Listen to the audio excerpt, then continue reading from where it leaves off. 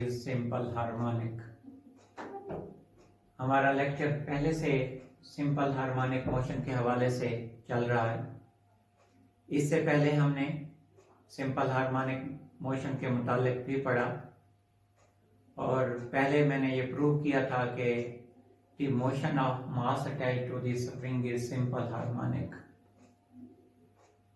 और फिर उसके बाद बॉल और बॉल के हवाले से भी बात हुई थी कि उसकी मोशन जो है वो सिंपल हार्मोनिक मोशन होती है। तो आज हम स्टडी करेंगे सिंपल पेंडुलम को और उसकी मोशन के हवाले से प्रूव करने की कोशिश करेंगे कि उसकी जो मोशन है वो सिंपल हार्मोनिक मोशन होती है। तो what is simple pendulum? Simple pendulum एक सिस्टम का नाम है। ये it is a system which consists of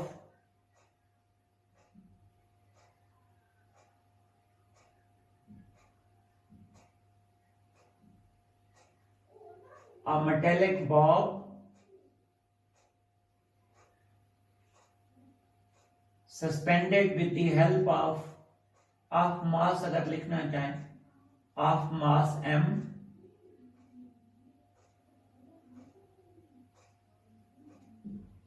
suspended with the help of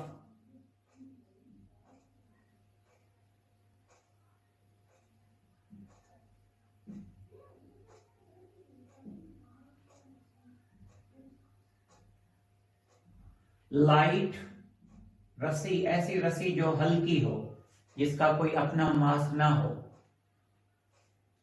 light inextensible string, inextensible का मतलब है जिसमें इजाफा मुमकिन ना हो। अगर आप मास लटकाएं तो वो रबड़ की तरह लटक ना जाए। इनएक्सटेंसिबल स्ट्रिंग, और वो इनएक्सटेंसिबल स्ट्रिंग फिक्स हो अदर एंड से, जी fixed at the other and.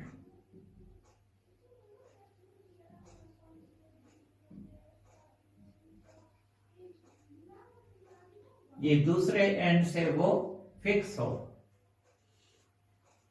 तो ये तो हमारे पास पेंडुलम होता है और इसकी जो लेंथ होती है वो जी इस रिजिड सपोर्ट से लेकर मिडिल पॉइंट जो होता है, इसका सेंट्रल पॉइंट जो बॉब का होता है, जहां से मजीद कर्वेचर फिर इसका नीचे से शुरू हो जाता है, तो मिडिल पॉइंट तक इसकी लेंथ शुमार होती है।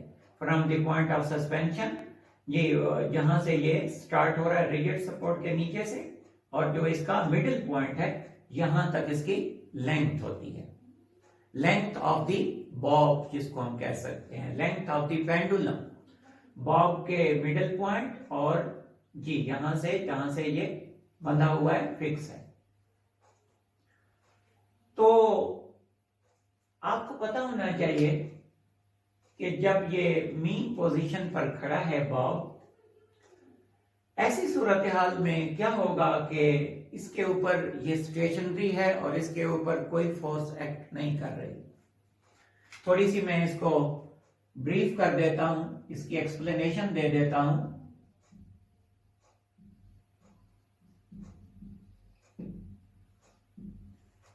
तो ये मीन पोजीशन पर इस वक्त है और रेस्ट की हालत में है। At mean position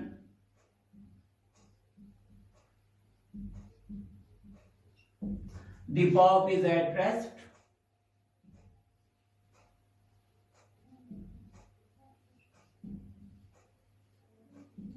and the net force acting on it is equal to 0 and no net force is acting। आप कहेंगे इसका वेट, जितना वेट है टेंशन उतनी है, तो कैंसल हो जाएगी। No net force is acting on it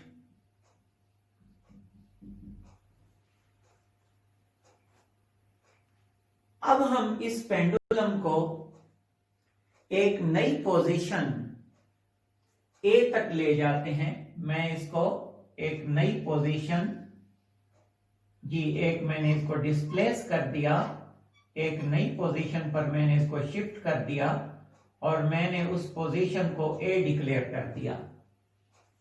और जो डिस्प्लेसमेंट इसने तय किया है वो यहां से लेकर यहां तक वो x के बराबर है। हालांकि ये जो रास्ता है जिसके ऊपर जिस ट्रैक पर चलकर ये मूव करता है वो लिटिल बिट कर्व है, कर्वेचर उसमें आता है। आपको पता है कि जब ये मूव करेगा तो कर्व आएगा। तो वैसे डिस्प्लेसमेंट जो है वो x के बराबर है। तो when the bob is displaced, when the bob is displaced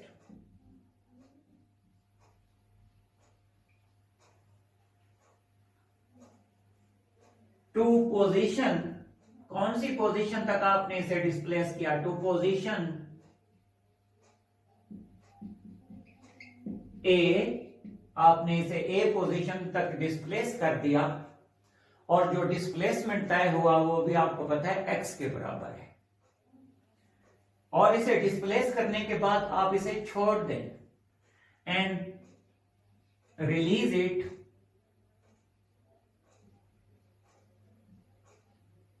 आप इसको छोड़ दें तो क्या होगा?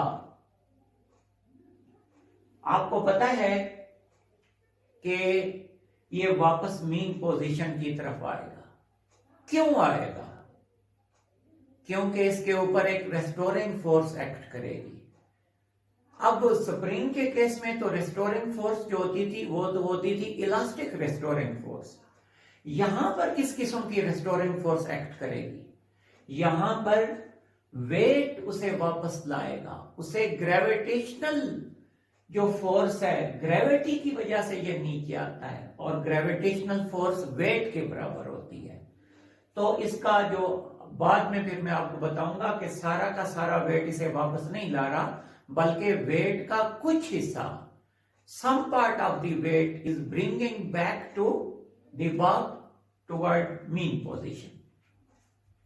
जी, तो क्या है, इसे ले जाएं और छोड़ दें, रिलीज कर दें इसको, तो क्या होगा? It will come back, it will come back। किस तरफ ये कम बैक करेगा? Come back towards mean position.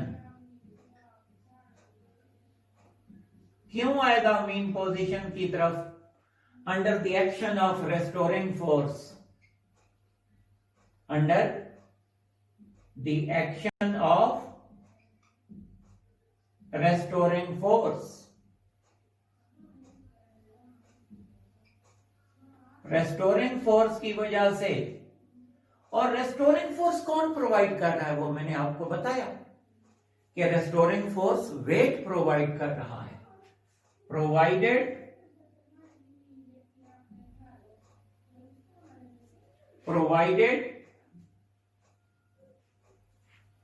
by the weight of the bob, provided by the weight of the bob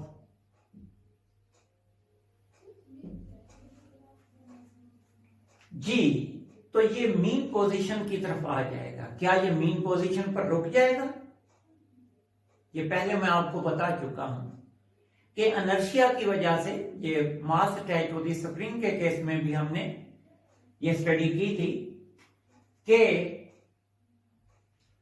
when it will reach at point O, it will not stop at point O. Why? Due to inertia. और इसे restoring force जब ये वापस इसे लाएगी तो ये O पर रुकेगा नहीं। At point O, it will not stop.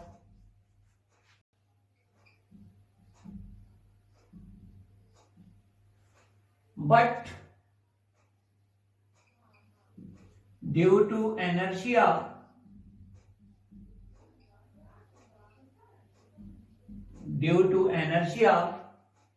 it will continue to move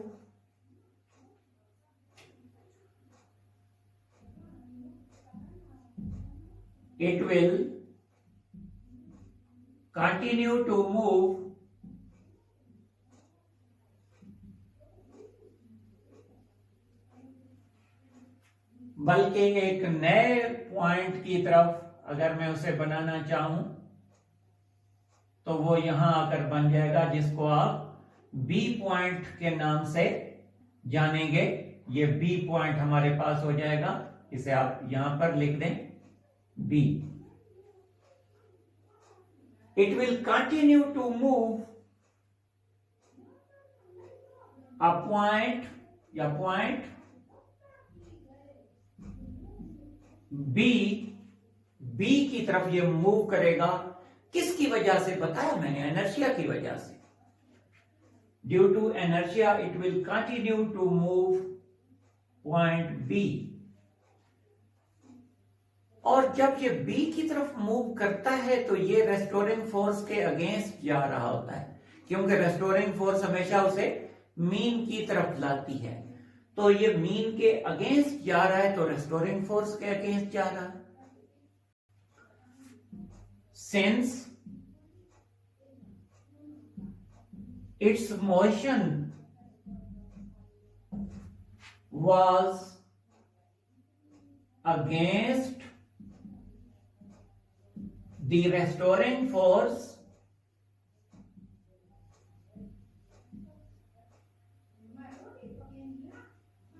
so as it reach at point B, its velocity will become zero. तो चूंकि रेस्टोरिंग फोर्स के अगेंस्ट जा रहा है, तो B की तरफ जाते जाते जाते आहिस्ता आहिस्ता इसकी वेलोसिटी कम होती जा रही है, और जो ही B पर पहुंचेगा इसकी वेलोसिटी जीरो हो जाएगी जी। सो इट्स वेलोसिटी जी starts decreasing, कम होना शुरू हो जाएगी, और बी पर पहुंचकर जीरो हो जाएगी जी। At point B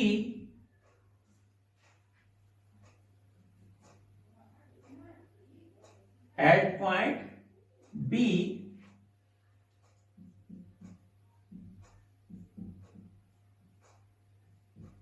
its velocity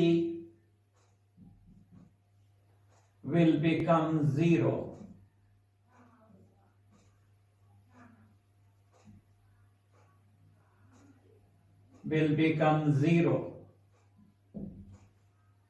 और फिर क्या होगा?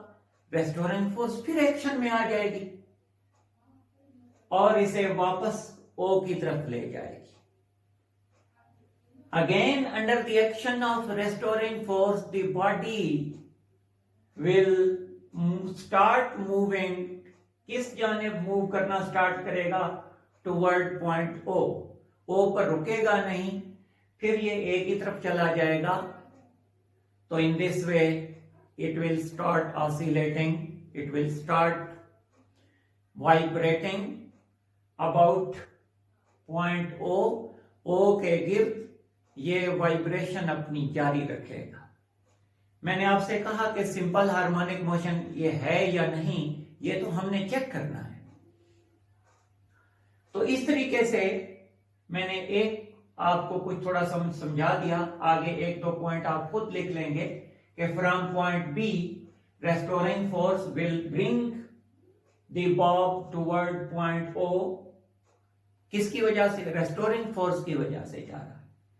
और फिर O पर पहुंचकर इसकी वेलोसिटी मैक्सिमम हो जाएगी। इनर्शिया की वजह से नहीं रुकेगा और ये फिर आगे की जाने प्रोसीड करेगा अपनी मोशन। जी, अब मैं ब्रीफ तो मैं आपको कर चुका हूं,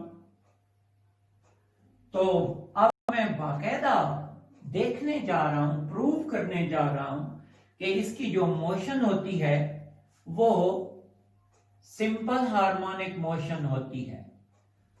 जी, उसके लिए मैं फिगर को थोड़ा सा रिव्यू कर रहा हूं।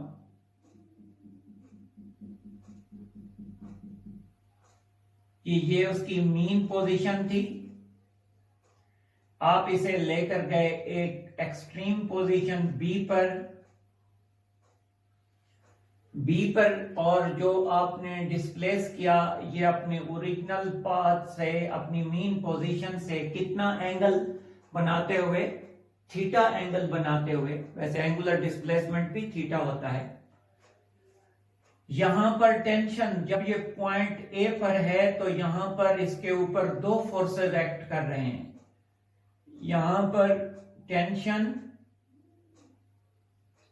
और इसका जो वेट है वो नीचे की तरफ है।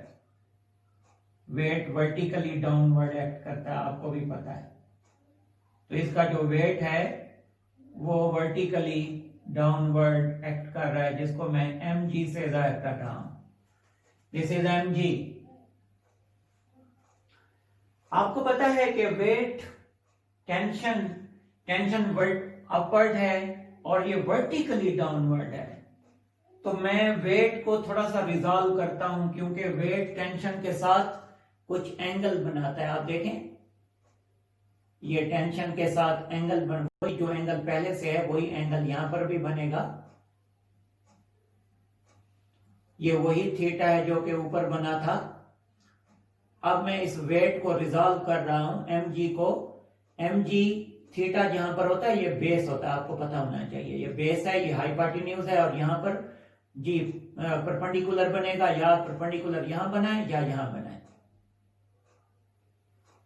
यहां पर कौन सा कंपोनेंट बनेगा? ये वाला कंपोनेंट है mg cos थीटा। बेस हमेशा cos थीटा होता है। mg cos थीटा, थोड़ा सा मैं पास से करके इसको लिखता हूं, इसको ऊपर लिख रहा हूं, mg cos थीटा। ये mg cos थीटा है। कौन सा वाला कंपोनेंट? ये वाला। और ये वाला जो कंपोनेंट है जो इसे वापस मीन पोजीशन की तरफ लाता है, ये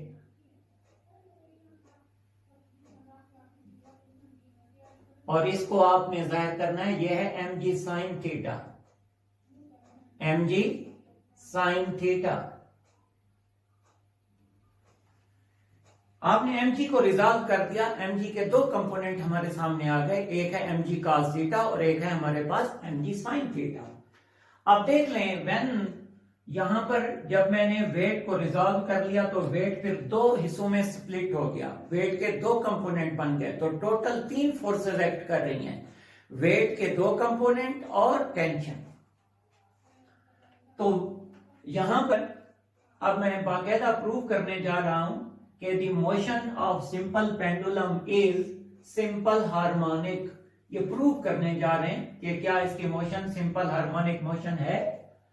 जी, to prove that the motion of simple pendulum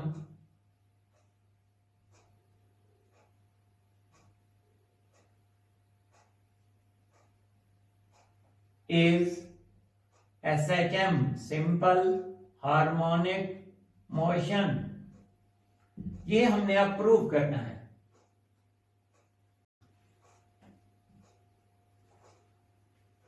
तो इस मकसद के लिए मैंने डिस्प्लेस किया है इसको O पोजीशन से जी A पोजीशन तक मैं इसे ले गया हूं।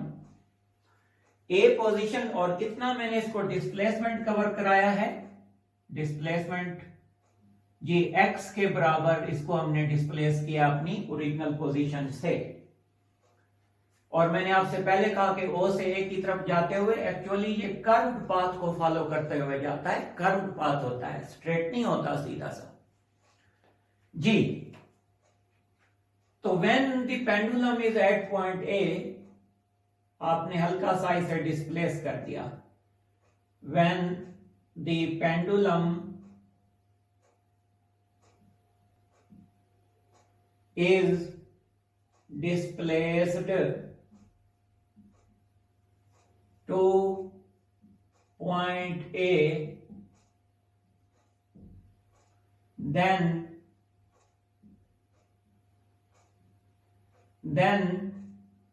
three forces are acting on the bob। तो बॉब के ऊपर 3 फोर्सेस एक्ट कर रही हैं, और वो कौन कौन सी हैं उनको आप देखें। टेंशन जो कि अपवर्ड मूव कर रही है, tension in upward direction. Number 2, weight के 2 कंपोनेंट हैं, एक mg cos थीटा जो कि डाउनवर्ड एक्ट कर रहा है, और एक mg sin थीटा जो रेस्टोर करवाने की कोशिश में है, पेंडुलम को वापस लाने की कोशिश में है जी। mg sin theta, sorry mg cos theta जी डाउनवर्ड मूव कर रहा है, मूव करवा रहा है, इसको कराने की कोशिश में है, acting downward. And number 3, mg sin theta, mg sin theta किस जाने मूव कर रहा है, आपके सामने mg sin थीटा इसे वापस O की तरफ ला रहा है, प्रोवाइडिंग रेस्टोरिंग फोर्स जी, trying to bring pendulum back to its original position.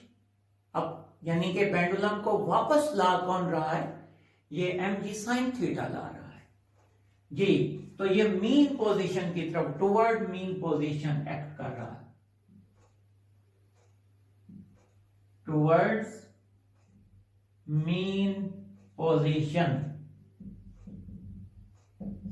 Mean position की तरफ वापस ला रहा है। इन 3 फोर्सेस में से, आउट ऑफ 3 फोर्सेस, 2 फोर्सेस जो हैं टेंशन और mg cos थीटा बिल्कुल अपोजिट एक्ट कर रहे हैं, और आप देख रहे हैं कि पेंडुलम टू एंड फ्रो तो मूव कर रहा है, लेकिन अपवर्ड डाउनवर्ड कोई मोशन नहीं है। तो जो अपवर्ड डाउनवर्ड फोर्सेस एक्ट कर रही होंगी तो अल्टीमेटली वो एक दूसरे को कैंसल कर रहे होंगे, because there is no vertical motion जी। सिंस नो वर्टिकल मोशन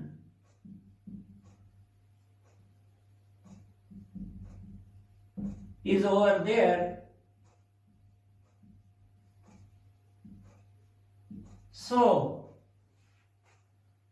इसका मतलब है वर्टिकल फोर्सेस जो कि टेंशन और mg cos थीटा अपवर्ड और डाउनवर्ड कैंसिल हो जाएंगी, क्योंकि अगर यानी कि अगर ये अप मूव कर रहा होता तो आप कहते टेंशन ज्यादा है, और अगर ये डाउन मूव कर रहा होता तो आप कहते जी mg cos थीटा शायद ज्यादा है। लेकिन क्योंकि there is no upward and there is no downward motion, तो इसका मतलब है अपवर्ड और डाउनवर्ड मोशन दोनों एक दूसरे को कैंसल करती हैं, कैंसल आउट कर देती हैं। So tension and mg cos theta cancel each other, एक दूसरे को मुकम्मल कैंसल कर देती हैं। तो बचने वाली कुवत कौन सी है, फोर्स कौन सी है? The remaining force is mg sin theta, and this force is providing restoring force to the bob। ये बॉब को रेस्टोरिंग फोर्स प्रोवाइड कर रही है।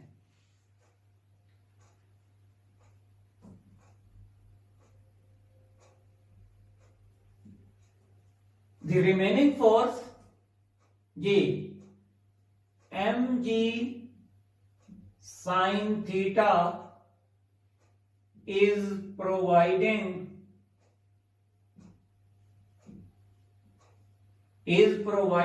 restoring force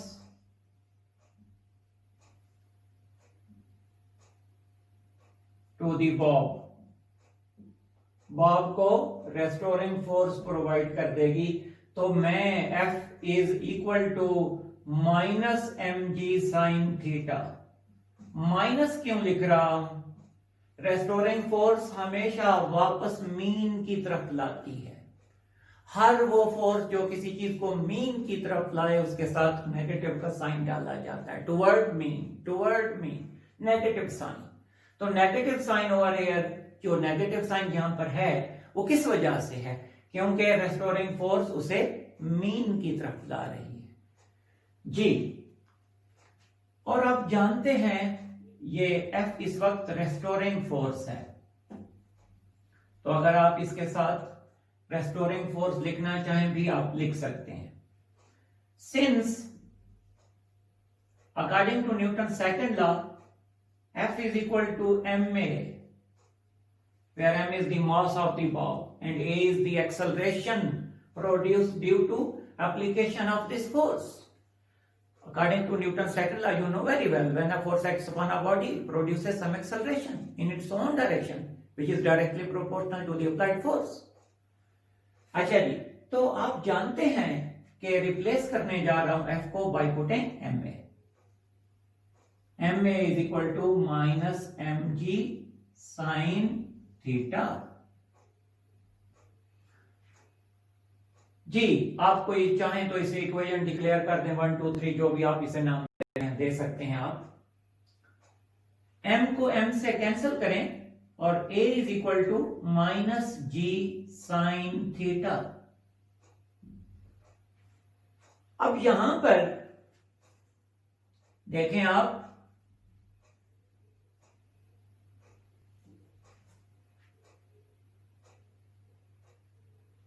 यहां पर साइन थीटा हमारे लिए थोड़ा सा मसला बना रहा है। मैं कोशिश करता हूं कि इसकी कोई न्यूमेरिकल वैल्यू मेरे पास, इसकी कोई खास वैल्यू मेरे पास आ जाए, ताकि मैं फिलहाल इसके बारे में थोड़ा सा, यानी कि हमें परेशानी है कि साइन थीटा यहां पर जो आया हुआ है इसकी क्या वैल्यू होगी। तो मैं फिलहाल साइन थीटा को ये कोशिश करता हूं कि इसकी कोई वैल्यू मुझे मिल जाए। देखें अगर मैं स्मॉल एंगल से डिस्प्लेस करूं, अगर ये थीटा बहुत छोटा हो, for small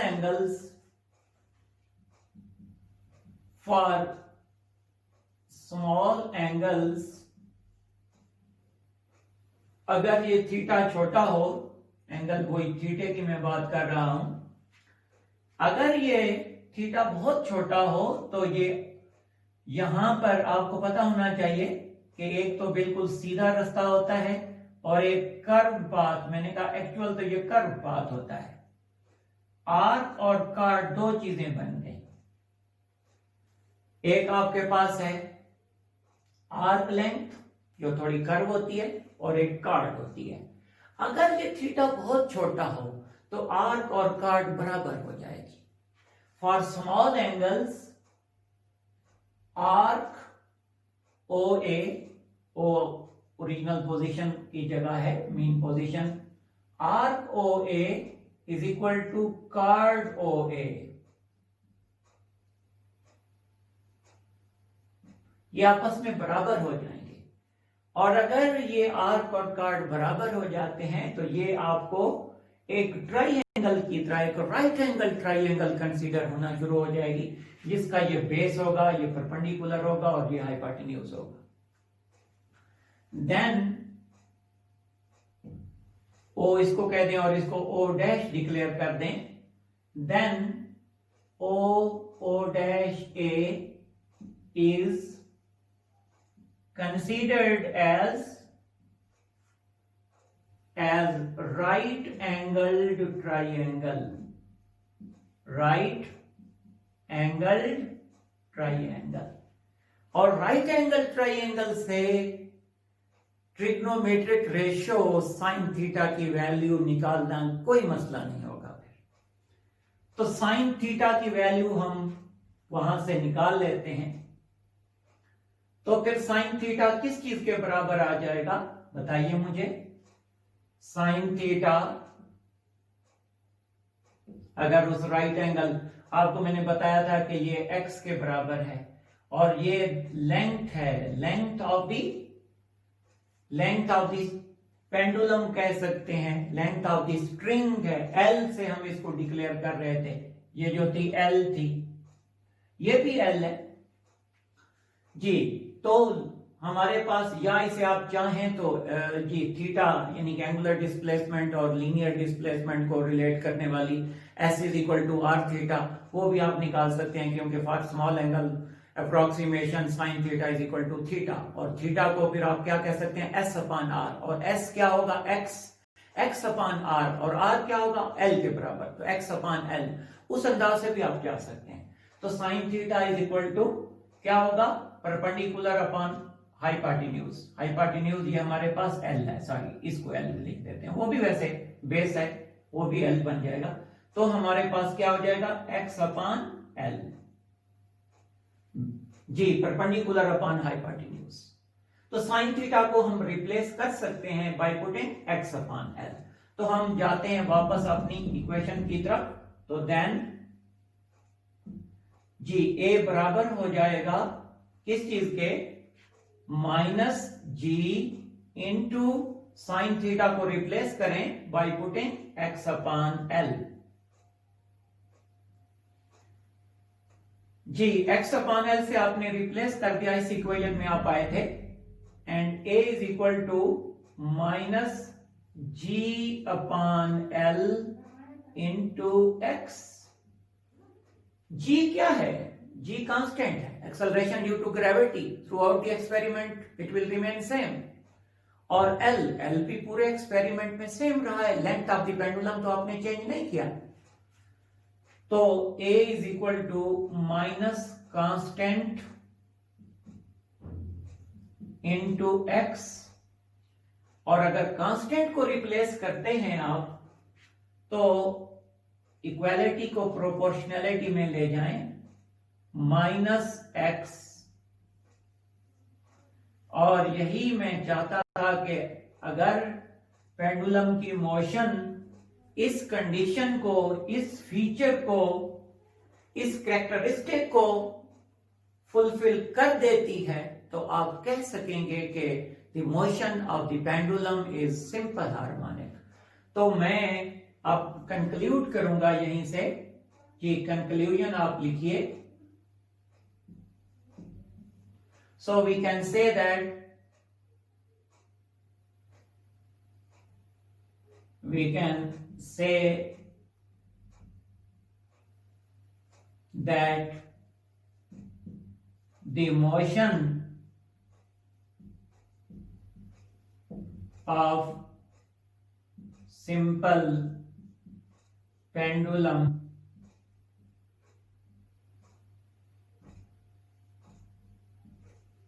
is SHM, simple harmonic motion. क्यों? क्योंकि ये कंडीशन, हर वो बॉडी जो इस कंडीशन को फुलफिल करे, हर वो ऑसिलेटिंग बॉडी जो इस कंडीशन को फुलफिल करे, तो वो सिंपल हार्मोनिक मोशन एग्जीक्यूट कर रहा होगा। और बॉडी जी, an oscillating body which fulfills this condition will be executing simple harmonic motion। तो हर वो जिस्म जो पहले तो ऑसिलेट कर रहा हो और फिर ऑसिलेट करने के बाद इस कंडीशन को फुलफिल करे, तो उसकी मोशन सिंपल हार्मोनिक मोशन कहलाती है। अच्छा, यहां तक तो हम पहुंच गए। तो आपने ऑब्जर्व किया कि हमने mass attach to the spring में यही कंडीशन हमने वहां से भी डिराइव की थी, अब यहां भी की है। तो 3 हमने एक्टिविटीज की, mass attach to the spring की मोशन को ऑब्जर्व किया, और फिर मोशन ऑफ दी बॉल और बॉल के अंदर बॉल को आपने जी मूव कराया था, उसकी मोशन को आपने देखा। अब सिंपल पेंडुलम की मोशन को आपने देखा। तो इसका मतलब है ये सारी तीनों की तीनों एक्टिविटीज में जो मोशन है वो सिंपल हार्मोनिक मोशन होती है। और सिंपल हार्मोनिक मोशन के हवाले से डेफिनेशन तो मैंने आपको बता दी। मैं कुछ थोड़ी सी चीजें मैं बताना चाहता हूं आपको कि सिंपल हार्मोनिक मोशन की कुछ कंडीशंस होती हैं। वो कंडीशंस क्या होती हैं? कंडीशंस ऑफ एसएचएम जल्दी जल्दी मैं आपको बताना चाहूंगा। Conditions of SHM, simple harmonic motion की condition number 1, restoring force must act on the system. restoring force अगर एक्ट नहीं करेगी सिंपल हार्मोनिक मोशन पॉसिबल है ही नहीं। Number 2, inertia. अगर बॉडी में एनर्शिया नहीं है, आपने देखा कि आप उसे एक्सट्रीम से मीन तक लाए, एनर्शिया ना होता, यहीं रुक जाती, आगे ना जाती, सिंपल हार्मोनिक मोशन पॉसिबल ही नहीं थी। तो एनर्शियल प्रॉपर्टी और रेस्टोरिंग फोर्स ये कंडीशंस हैं किसी भी मोशन के लिए कि अगर वो सिंपल हार्मोनिक मोशन होगी तो ये कंडीशन उसे फुलफिल करनी है, अदरवाइज फिर पॉसिबल नहीं होगी सिंपल हार्मोनिक मोशन। फिर उसके बाद कुछ कैरेक्टरिस्टिक्स होती हैं। बहुत सारे बच्चे इनमें थोड़े से कंफ्यूज होते हैं कि कंडीशंस क्या हैं और कैरेक्टरिस्टिक्स क्या हैं। तो कुछ फीचर्स हैं, कैरेक्टरिस्टिक्स हैं।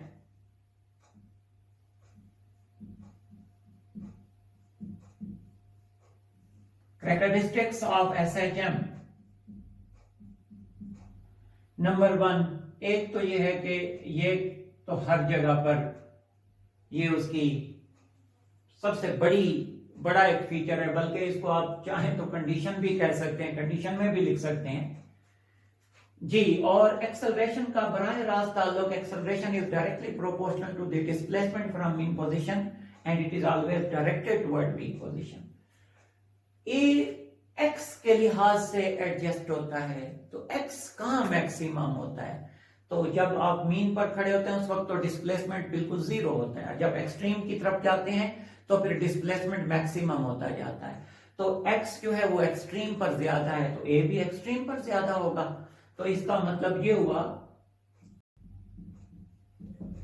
a is maximum at extreme position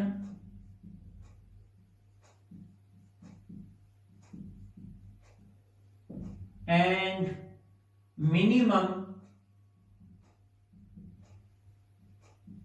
at mean position.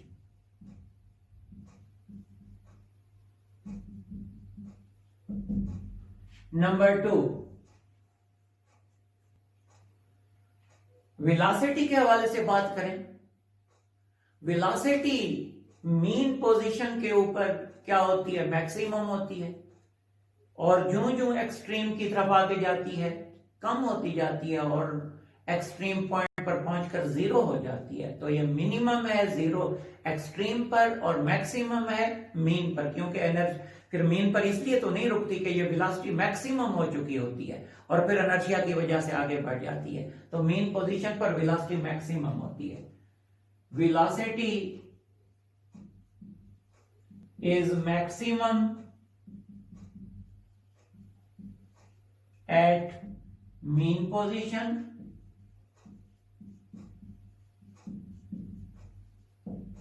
and minimum at extreme position.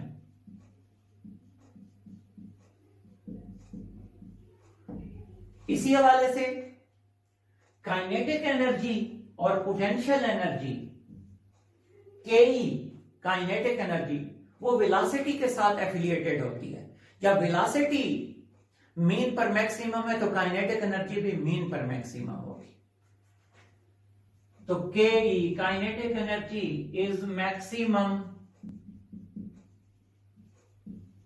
at mean position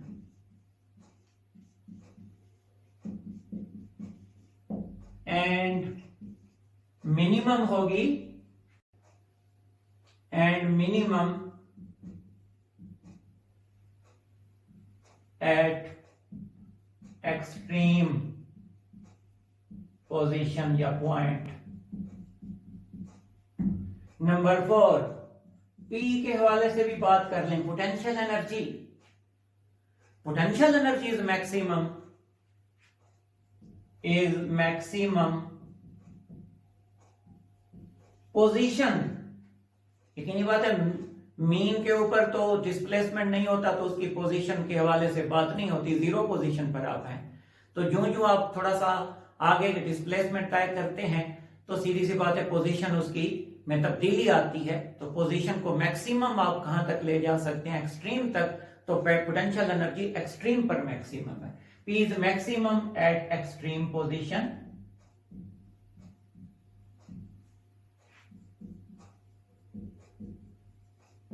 and minimum at mean position।